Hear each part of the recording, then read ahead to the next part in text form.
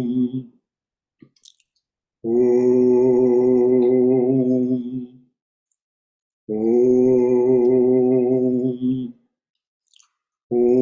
Sahana Bhavatu Sahano Bhunaktu Sahaviryam Karavavahai Tejasvina Aditamastu Mavidvisha Vahai. Om Shanti Shanti Shanti. Om. May the Divine Being look over us lovingly as a mother and father. May the Divine Being support and nourish us as a mother and father. May we have the strength and skill to study together the art of spirituality. May no misunderstandings arise amongst us. Om, peace. Peace, peace be unto thee, unto us, and to all thy beloved children everywhere. Hari Om Tat Sat. Beloved, make it so. So good evening, everyone, and welcome to our Wednesday evening reading and discussion of the Gospel of Sri Ramakrishna. It's a long book. We've barely begun, but already many nuggets have been mined, many sweet memories of what's been said by M and by Sri Ramakrishna and others who speak in the gospel has been related to us.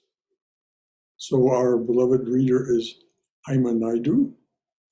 She will tell us where we are in the book, and she will proceed. Okay. Good evening and namaste, everyone. And I am going to be starting on the PDF, page 96 on PDF. The books may differ slightly, a few pages back. The topic would be washing away the heart's impurities with tears. Short topic. Neighbor, sir, is it ever possible to realize God while leading the life of a householder? Master, certainly. But as I said just now, one must live in holy company and pray unceasingly. One should weep for God. When the impurities of the mind are thus washed away, one realizes God. The mind is like a needle covered with mud, and God is like a magnet. The needle cannot be united with the magnet unless it's free from mud. Wow. Tears wash away the mud, which is nothing but lust, anger, greed, and other evil tendencies, and the inclination to worldly enjoyments as well. As soon as the mud is washed away, the magnet attracts the needle. That is to say, man realizes God. Only the pure in heart see God. A fever patient has an excess of the watery element in his system. What can quinine do for him unless that's removed? Why shouldn't one realize God while living in the world? But as I said, one must live in holy company, pray to God, weeping for his grace, and now and then go into solitude. Unless the plants on a footpath are protected at first by fences, they are destroyed by cattle. That is the topic of washing away the heart's impurities with tears. Brother Shankara, you want me to go back again and read this? No, I think we read it last week. Okay. And so this is plenty. Is there any comment or question or concern from anyone about what was just read?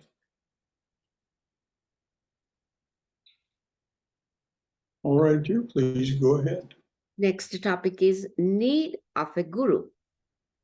Neighbor asks, then householders too will have the vision of God, won't they? Master, everybody will surely be liberated, but one should follow the instructions of the guru. If one follows a devious path, one will suffer in trying to retrace one's steps.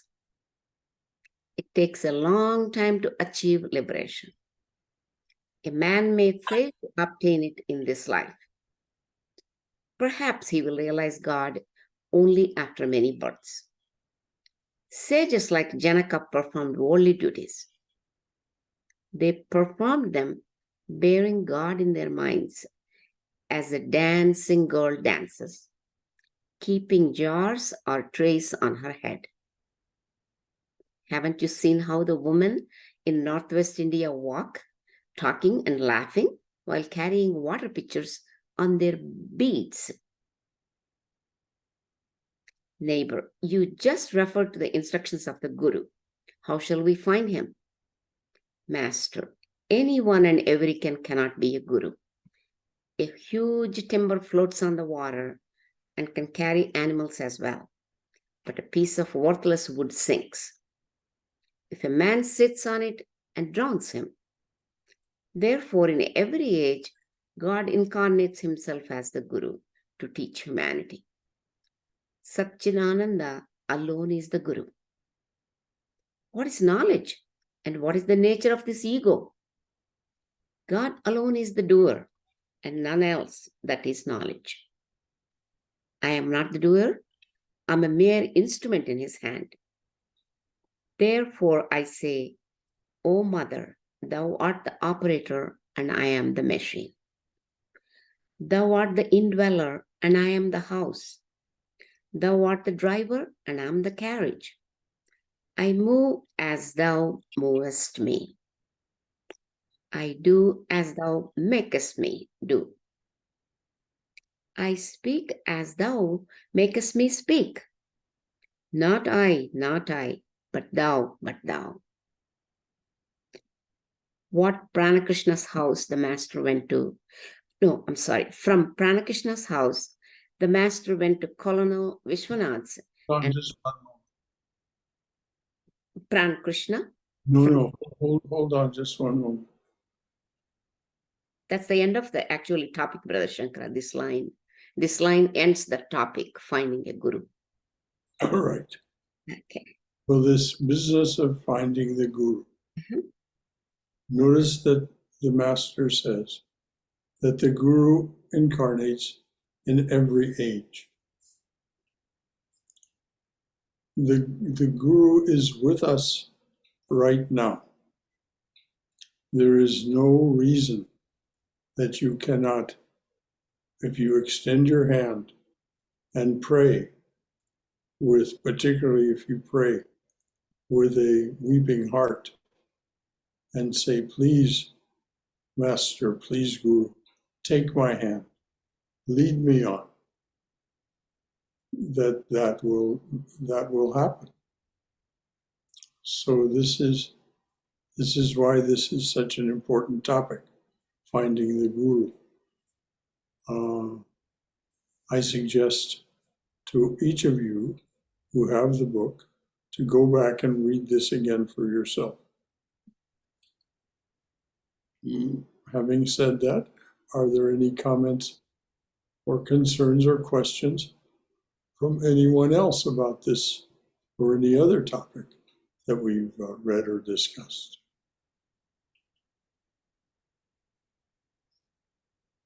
All right, dear, please go ahead. From Pranakrishna's house, the master went to Colonel Vishwanath's and from there to the Lily Cottage. That's the end of this topic. Next, visit to Vidyasagar, August 5th, 1882. Pandit Ishwar Chandra Vidyasagar was born in the village of Bir Singh, not far from Kamarpakur, Sri Ramakrishna's birthplace. He was known as a great scholar, educator, writer, and philanthropist. One of the creators of modern Bengali, he was also well versed in Sanskrit grammar and poetry.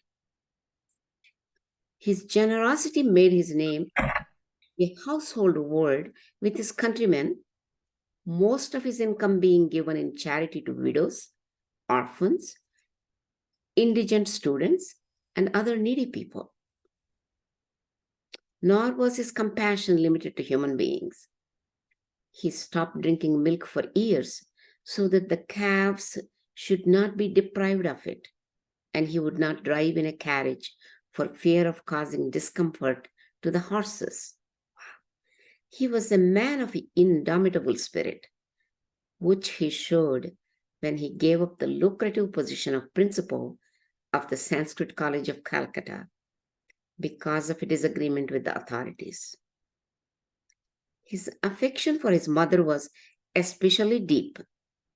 One day, in the absence of a ferry boat, he swam a raging river at the risk of his life to fulfill her wish that he should be present at his brother's wedding. Wow. His whole life was one of utter simplicity. The title Vidyasagar, meaning ocean of learning, was given him in recognition of his vast erudition. Master's visit to the scholar. Sri Ramakrishna had long waited to visit Ishwar Chandra Vidyasagar, learning from M that he was a teacher at Vidyasagar school. The master asked, "Can you take me to Vidyasagar? I should like very much to see him." Yam told Ishwar Chandra of Sri Ramakrishna's wish. And the Pandit gladly agreed that Yam should bring the master some Saturday afternoon at 4 o'clock. He only asked M what kind of Paramahamsa the master was saying. "Does he wear a cloth?" M answered, "No, sir. He is an unusual person. He wears a red-bordered cloth and Go ahead. he lives in a room in Rani Rashmani's temple garden. In his room, there is a couch with a mattress and mosquito net. He has no outer indication of holiness, but he doesn't know anything except God. Day and night, he thinks of God alone." On the afternoon of August 5th, the master left Dakshineshwar in a hackney carriage, accompanied by Bhavanath, M, and Hazra. Vidyasagar lived in Badurbagan in central Calcutta, about 6 miles from Dakshineshwar. On the way, Sri Ramakrishna talked with his companions. But as the carriage neared Vidyasagar's house, his mood suddenly changed. He was overpowered with divine ecstasy.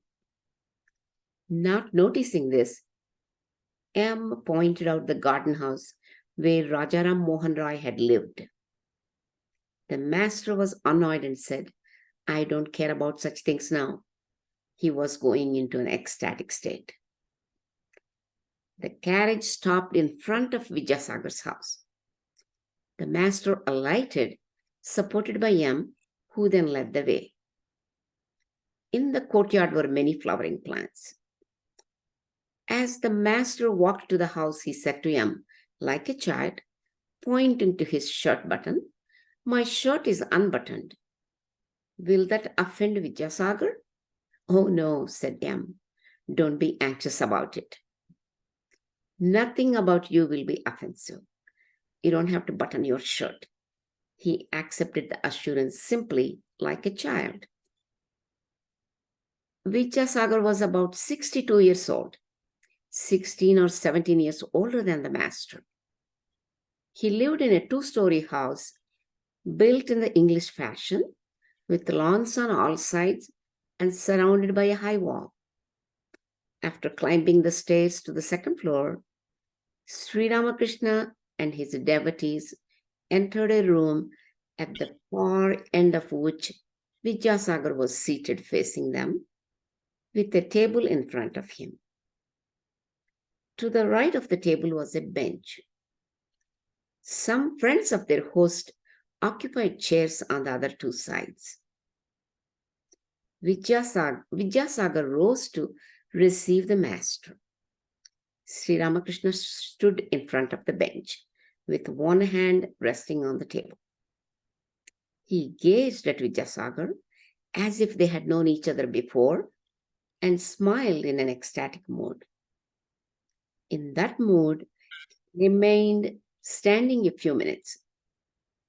Now and then, to bring his mind back to normal consciousness, he said, "I shall have a drink of water." In the meantime, the young members of the household and a few friends and relatives of Vidyasagar had gathered around. Sri Ramakrishna, still in an ecstatic mood, sat on the bench. A young man, 17 or 18 years old, who had come to Vidyasagar to seek financial help for his education, was seated there.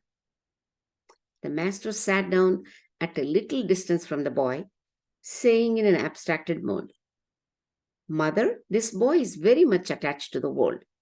He belongs to thy realm of ignorance."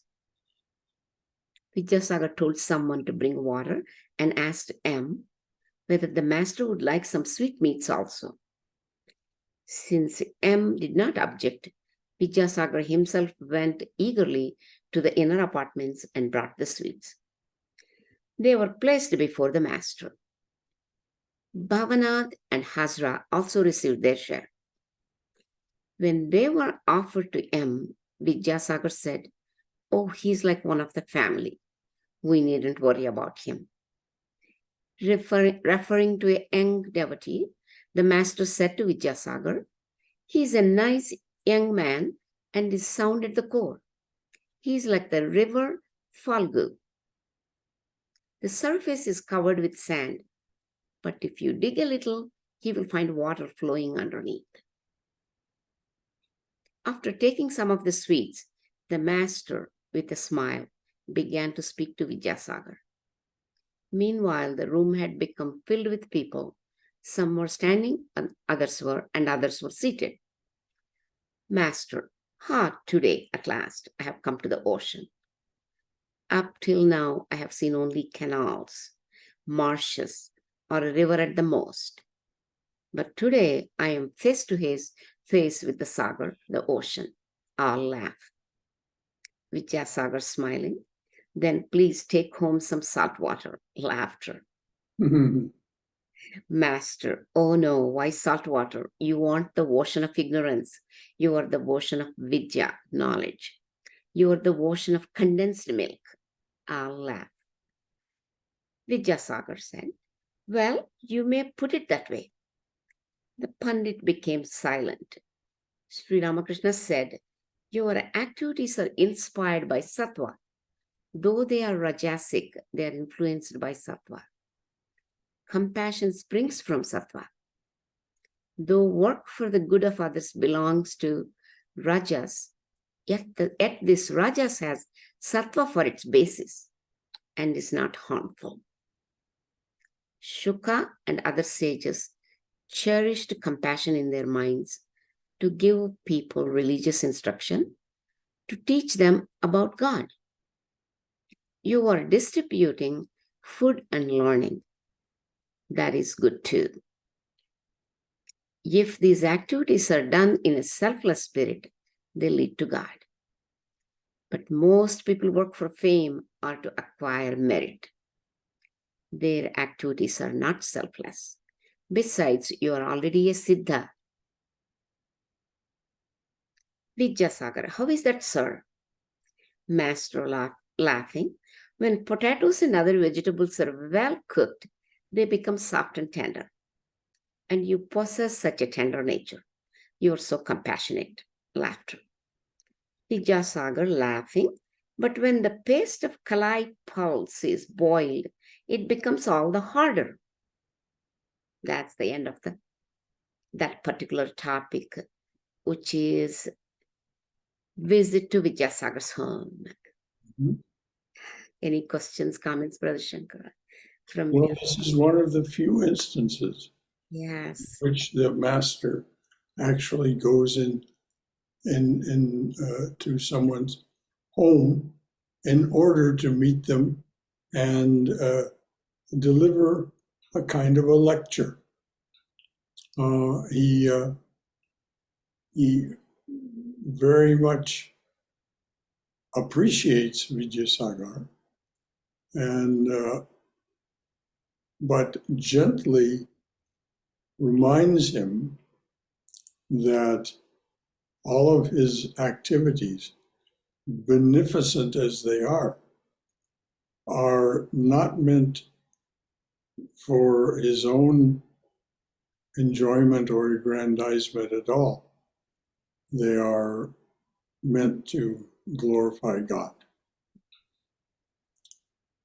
And Vidyasagar receives this with great graciousness.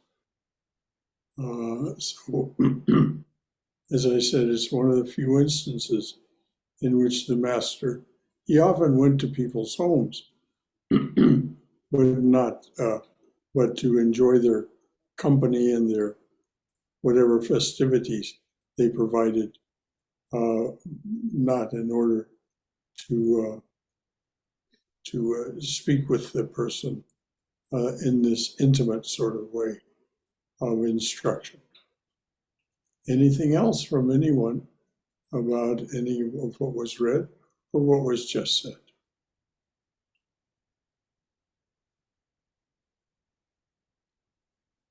Okay, dear, please read on. Next topic is uninspired scholarship condemned. Master, but you don't belong to that class. More pundits are like diseased fruit that becomes hard and it will not ripen at all. Such fruit has neither the freshness of green fruit nor the flavor of ripe. Vultures soar very high in the sky, but their eyes are fixed on rotten carrion on the ground. The book learned are reputed to be wise, but they are attached to woman and gold. Like the vultures, they are in search of carrion. They are attached to the world of ignorance. Compassion, love of God, and renunciation are the glories of true knowledge. Vidyasagar listened to these words in silence. The others too gazed at the master and were attentive to every word he said. Vidyasagar was very reticent about giving religious instruction to others. He had studied Hindu philosophy. Once, when M had asked him his opinion of it, Vidyasagar had said, I think the philosophers have failed to explain what was in their minds. But in his daily life, he followed all the rituals of Hindu religion and wore the sacred thread of a Brahmin. About God, he had once declared, it's indeed impossible to know him.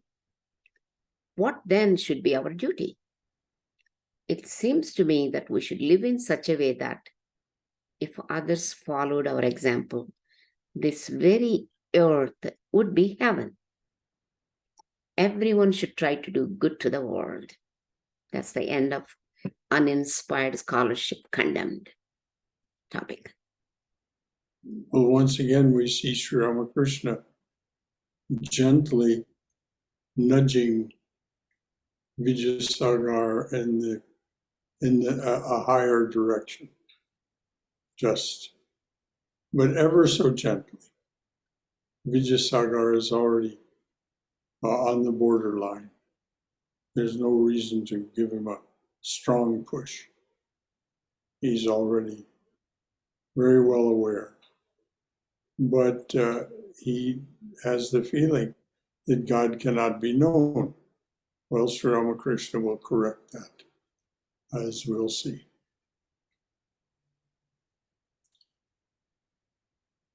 Anything else from anyone? Okay. All right, dear, please.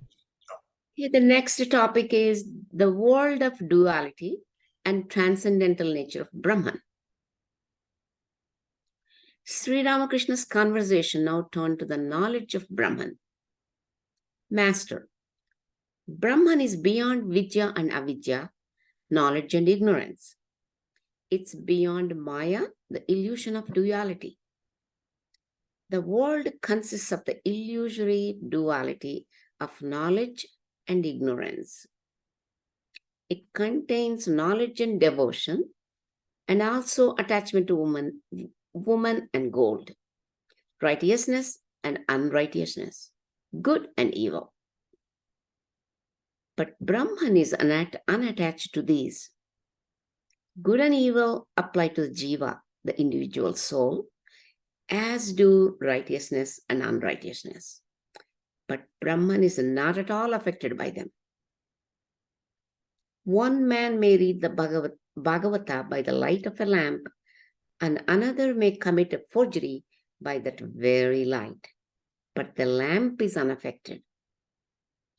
The sun sheds its light on the wicked as well as on the virtuous.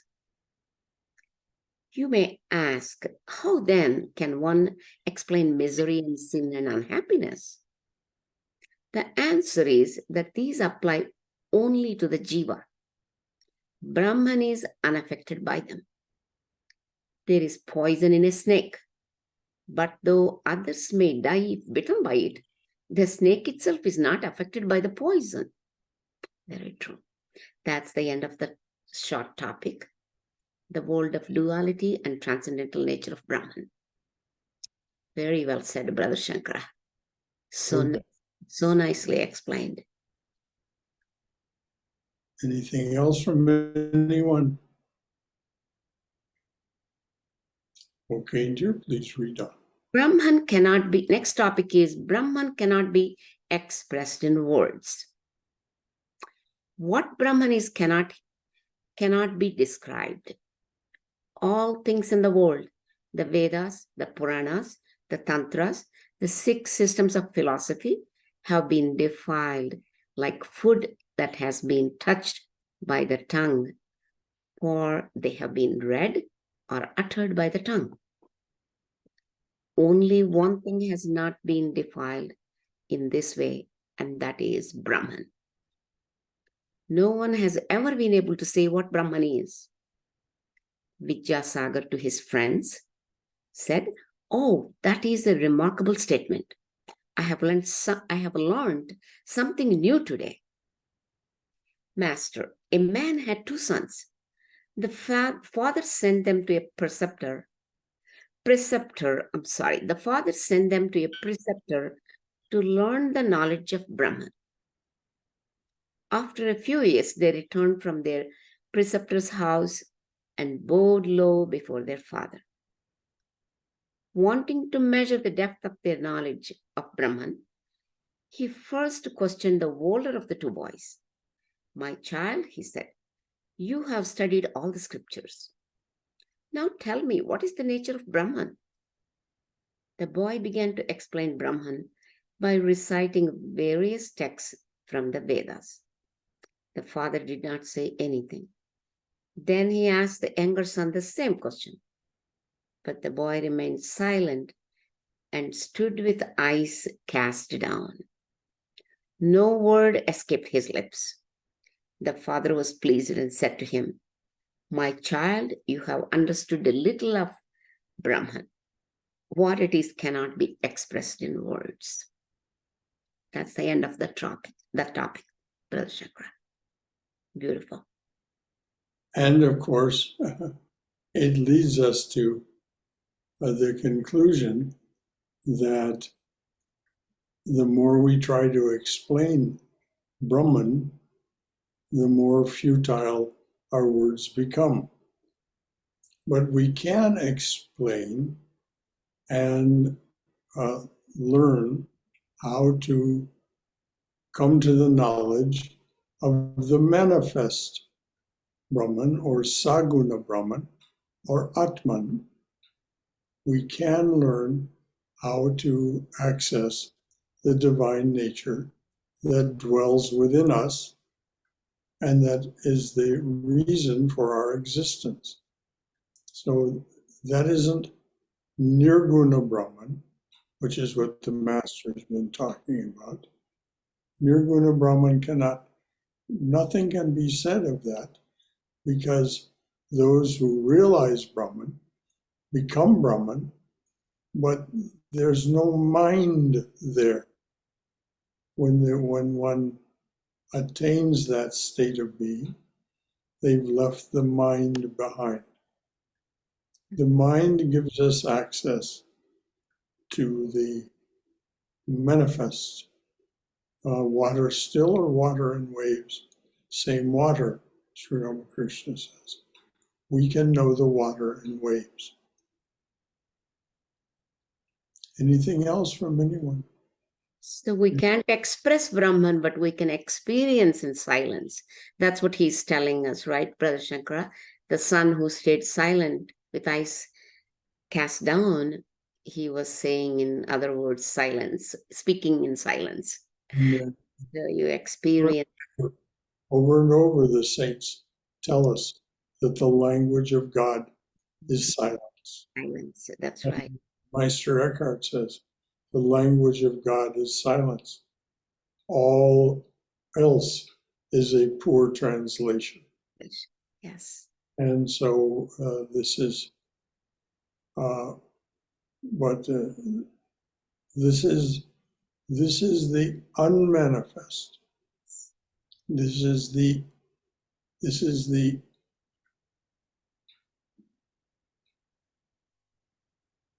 the God beyond our ability with a finite mind to have any real understanding of it. So there's nothing for us to say.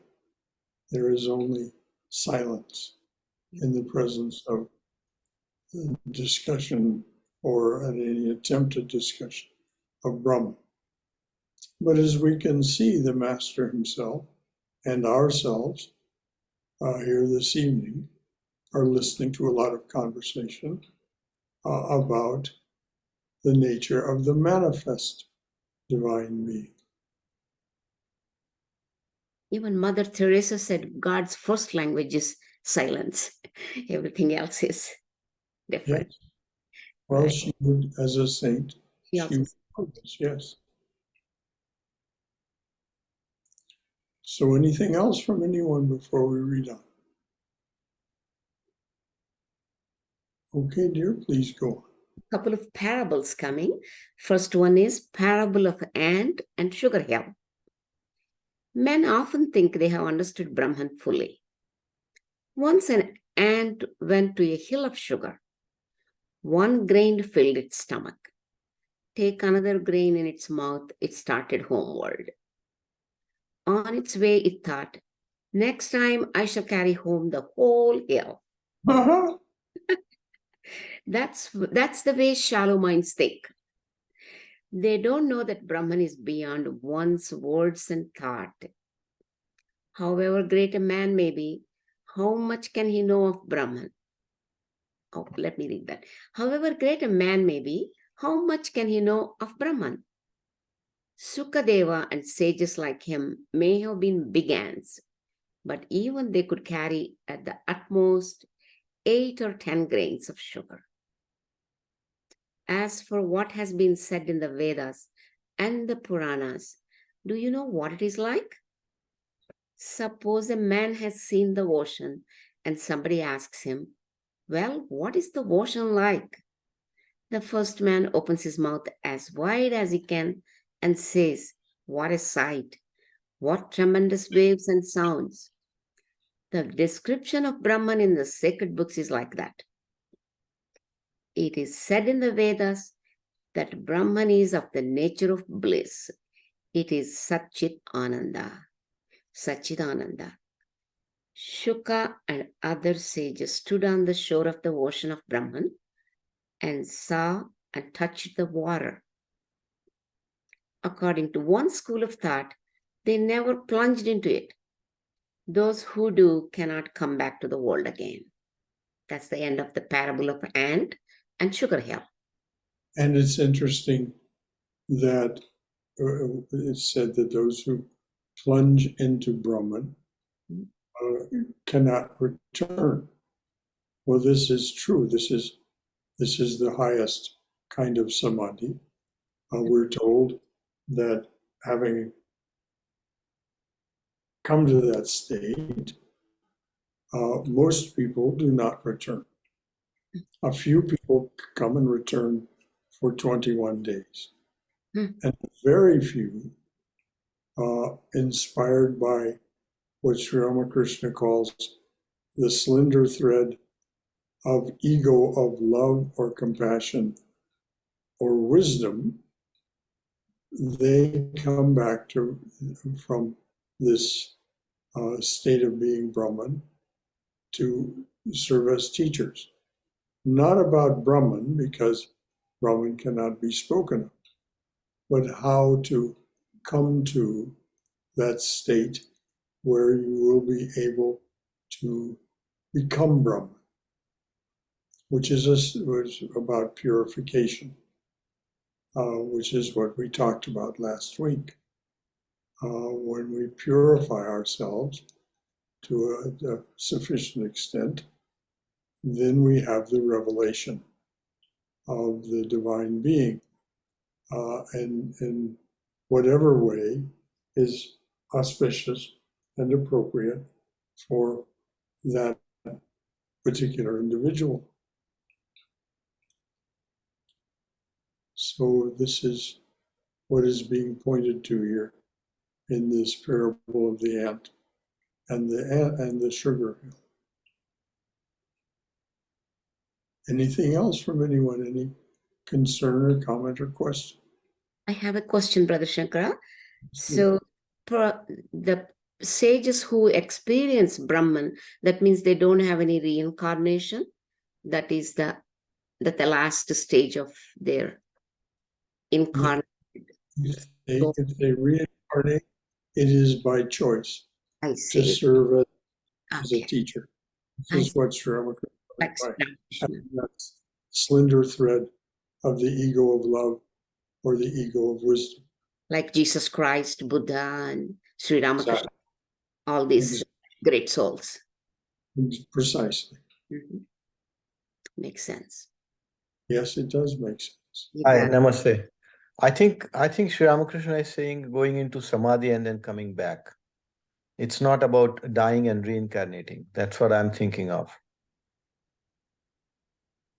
Okay. I mean, it may be, but that's my interpretation and just a thought to share. Not that I I have something Of course. definitely, but just a thought. We always seek and respect your opinion. And it's possible that the master is speaking of one or the other, or perhaps both at the same time. I think Haima's reading of it is legitimate as well.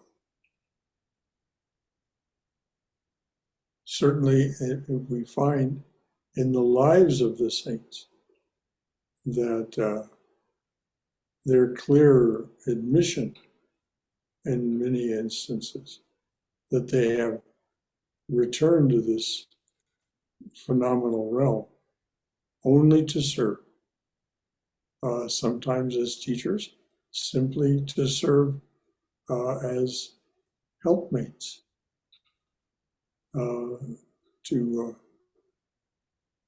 as Vijayasagar. Vijayasagar was a philanthropist who gave away his money to widows and orphans and indigent students.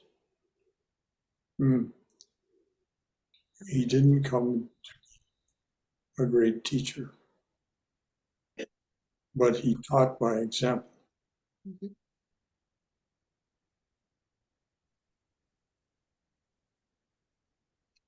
And you can imagine that he did not achieve that state of becoming someone who would be called Vijayasagar in one lifetime.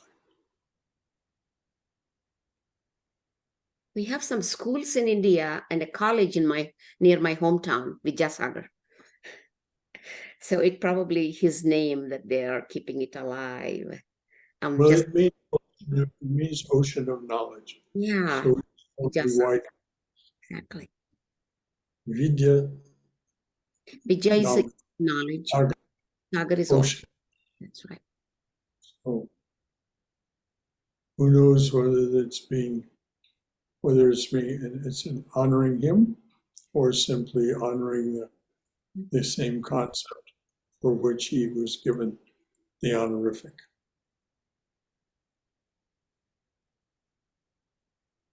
Thank you, Harma. Anything else? Hari Om. Balakrishna ji.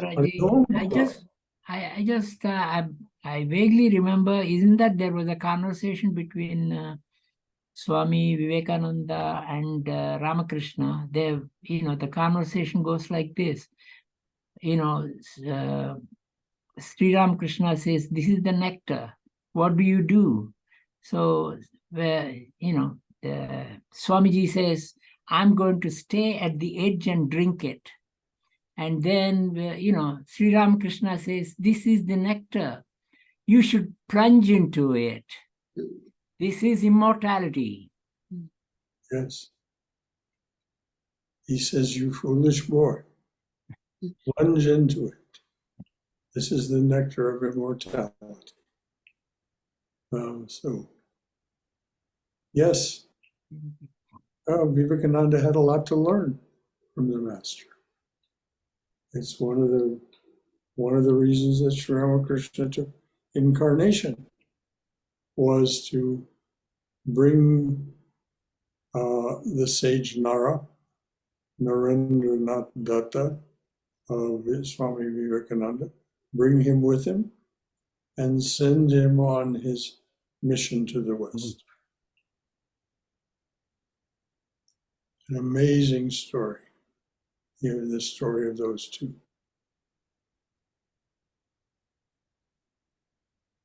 Anything else from anyone? Okay, dear, please read on.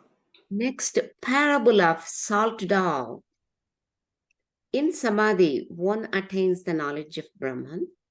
One realizes Brahman.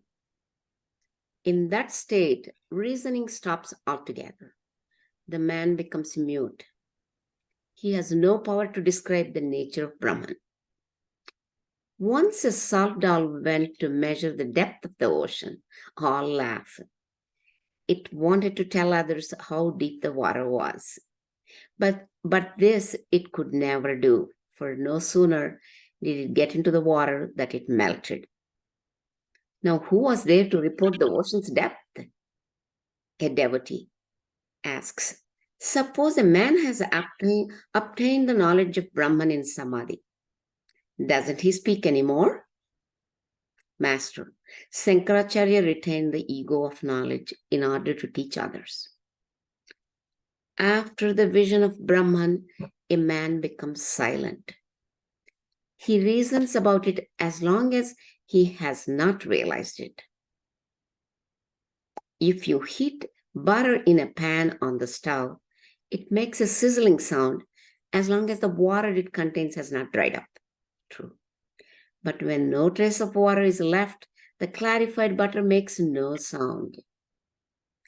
If you put an uncooked cake of flour in that butter, it sizzles again. But after the cake is cooked, all sound stops. Just so, a man established in Samadhi comes down to the relative plane of consciousness in order to teach others, and then he talks about God. The bee buzzes as long as it's not sitting on a flower. It becomes silent when it begins to sip the honey. But sometimes, intoxicated with the honey, it buzzes again. An empty pitcher makes a gurgling sound when it is dipped in water. When it fills up, it becomes silent. All laugh. But if the water is poured from it into another pitcher, then you will hear the sound again, laughter. That's the end of that particular parable of salt dove.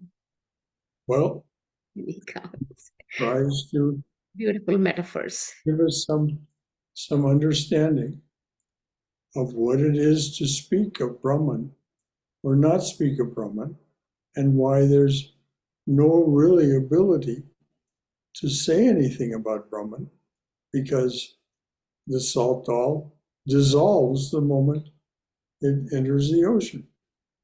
So there's no rationality, no mind left in order to what we would call perceive anything. Perceive, record. There's no thought, no concept. So, but, as long as we don't know, we talk about it. The sizzling sound of the butter being clarified. And then as soon as when we have become fully clarified, no sound anymore. But then if we encounter someone else, the idea of this cake being put into the butter, there's the sizzling sound again of conversation. That's right. But when the cake is cooked, in other words, when realization is complete, then that stops too. But as pointed out, Adi Shankaracharya retained the ego, that slender thread of ego, of wisdom in order to teach. This is what the master says. And of course, that's exactly who Shankaracharya is. Not limited to the field of non-duality, as most people wish to make of him, but far beyond that. But nevertheless, a great, great teacher, one of the greatest of the Indian tradition.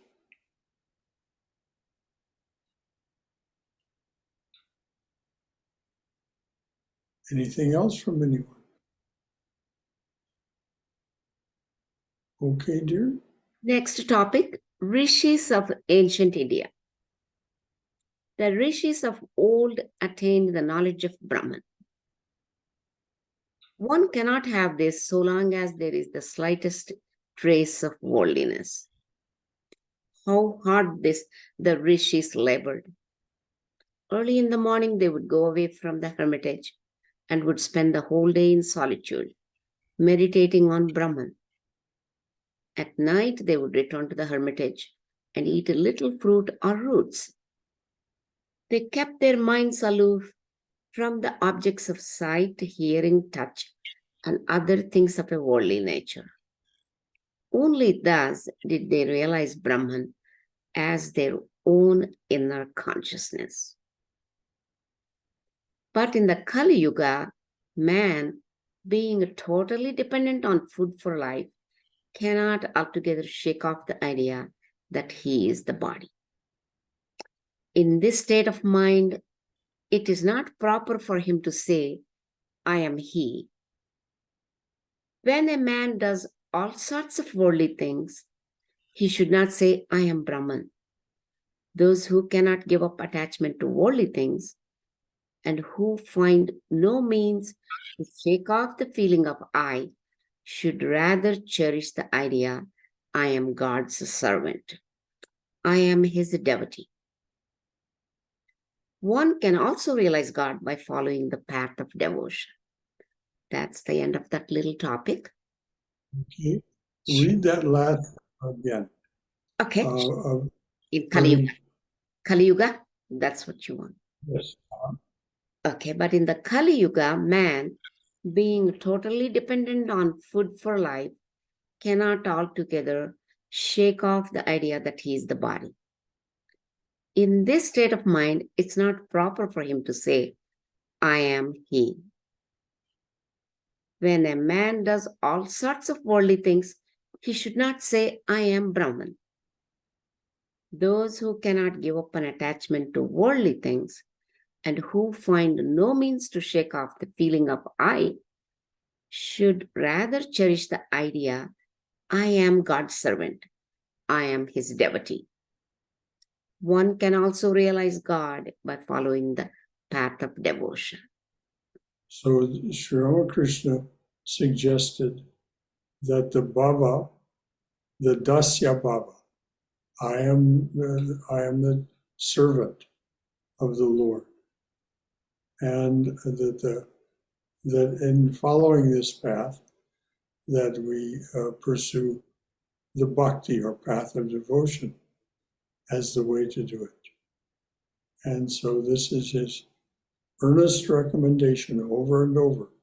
We find it in the gospel that you select one of the five babas, and he highly recommends the servant or child baba attitude, relationship with the divine, and then pursue that with the love and devotion that comes from following the bhakti path. Any comments or concerns or questions? Okay, this is my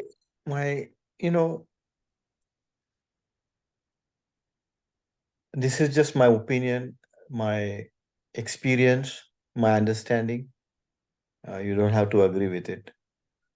But I feel this very complicated, what Thakur is saying, that you have this particular devotion, form of devotion, and and then you. However, I do agree with what he said when you read it earlier, is that we should follow the Guru's instruction. So in our tradition, and this is what I'm going to say from my own experience and what I have done. If you chant your Guru mantra devoutly, like he said, the Rishi Munis would go and sit all day long and meditate and chant. We cannot do that, and I have not been able to do that, but I have done what I could do in my lifestyle, which is half an hour, 45 minutes in the morning, at night, or in the evening, another half an hour, whatever, sometimes 1 hour, sometimes 2 hours. And I've done this for 30 plus years. And I can tell you that by just doing that, the mind, the senses withdraw from the world. First of all, the experience that this world is temporary becomes a part of a personality, which means the mind naturally becomes withdrawn. Once the mind is withdrawn, the senses start withdrawing. And now I don't know technicality into this, but this is my experience. Here and there, the words may go. Once the mind and the senses are withdrawn, you naturally become silent. You do not go after things. They do not impress you. They do not motivate you. Either it's making more money or more pleasures or name and fame or anything. Now the degree is different. Someone can stand up and say, I have experienced far more than this. Whatever degree I have experienced, I'm sharing this. And naturally that devotional, that element which I was saying that I disagree. What I'm saying is that the love towards Sri Ramakrishna I have has increased, and he sometimes is my friend, he's sometimes my father, he's sometimes God.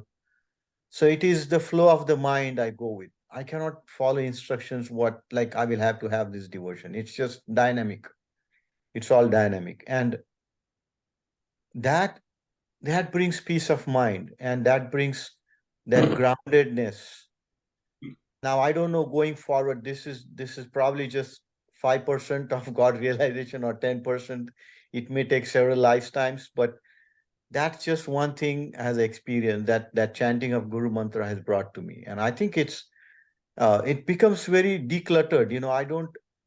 There are a lot of people I see, they will go on YouTube and listen to this Swami, then they'll jump to another Swami, and then he will say, oh, he's so good. And then they will sit and take and notes and discuss this and that. And they say, I don't understand this. Can you send me? And they will send a reply in email. All I would say is that just sit and chant your Guru Mantra and pray. And that's it. And day after day, you do it 1 hour, 2 hours in the morning, whenever. More the hours you put, it's better. Nature walks. So that's my understanding. And everything, then you become compassionate. I suddenly have love for animals. I become more softer. I was talking to a friend of mine, actually, very interesting conversation. I know him for last 35 years now. And I was talking to him, I called him and to greet. And he said, Shailesh, I've never seen you angry. And I said, no, I'm not. I always get angry. I got angry this morning with my son. So, but people see something in you, what I'm saying. Now, little bit here and there. I mean, I'm not saying that I've control anger, but he may have seen something. Or he said that when I talk to you, I feel that you are content, because he was saying, why don't you go and make more money? And I said, no, I don't want to make more money. Whatever I'm doing, I'm. So these changes, they come to you and you just feel so good about it. Now I don't know. I mean, this is way far. Like I said, the God realization is way far. But whatever it is, it is. It just feels good. Well, thank you, Shailesh, for adding to our understanding of your situation and your point of view. And of course, we don't call me where it's not a matter of agreeing or disagreeing with you. It's simply a matter of appreciating what you bring to this. And so thank you for your contribution. You have been at this a long time, as you say, and there should be results. And as far as a number of lifetimes, we must be mindful that Sri Ramakrishna came and sent his teachers that give us instruction with the explicit understanding that at the end of this lifetime, if we haven't already achieved liberation or God realization, that it will be given to us at that moment. So nothing to concern ourselves about a number of lifetimes. That is the traditional idea in India, of course, and but this is why the great teachers come. As Christ said, know the truth, and the truth shall make you free.